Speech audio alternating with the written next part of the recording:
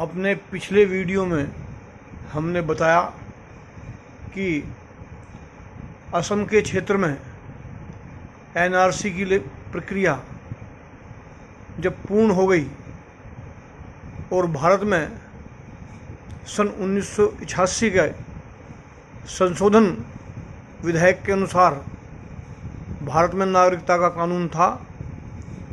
उसके पश्चात सन 2003 में जब माननीय अटल बिहारी वाजपेयी जी भारत के प्रधानमंत्री थे, उस समय पुनः भारत की नागरिकता के कानून में संशोधन किया गया, जिसे इसे पहले से थोड़ा और सख्त बनाते हुए यह प्रावधान किया गया कि अब वही व्यक्ति भारत का नागरिक होगा जिसके माता व पिता दोनों भारतीय नागरिक हों, कोई भी अवैध प्रवासी ना हो।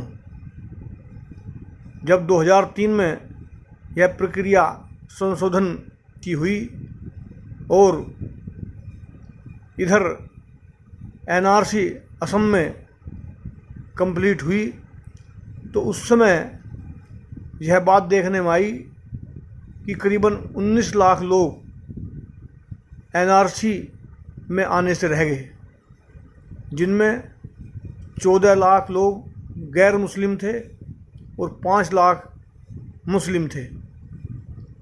सन 2019 में जो नागरिकता संशोधन विधेयक भारत सरकार लाई, यह संशोधन भारतीय नागरिकों के लिए नहीं है।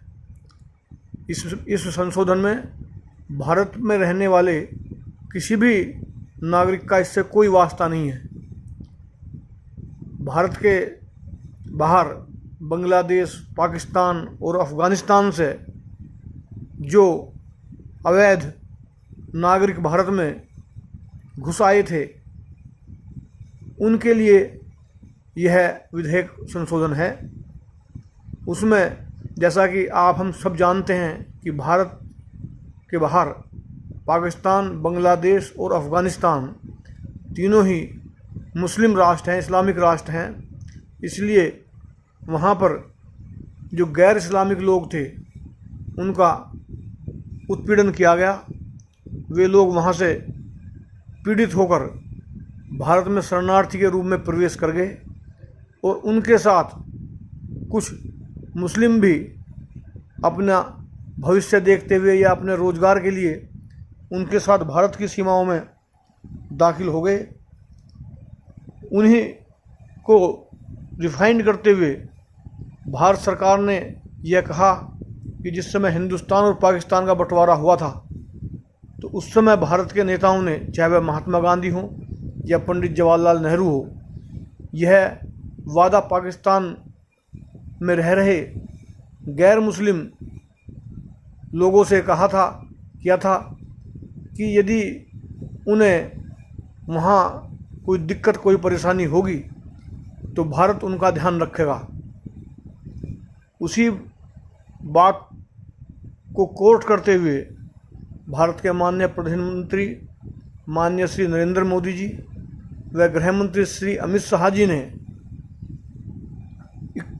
31 दिसंबर 2014 से पहले जो भी इस प्रकार के अवैध प्रवासी लोग भारत में बांग्लादेश, पाकिस्तान और अफ़गानिस्तान से आए थे, उनके लिए यह प्रावधान किया कि जो हिंदू, बौद्ध, सिख, जैन, पारसी व ईसाई हैं, उन्हें भारत नागरिकता देगा।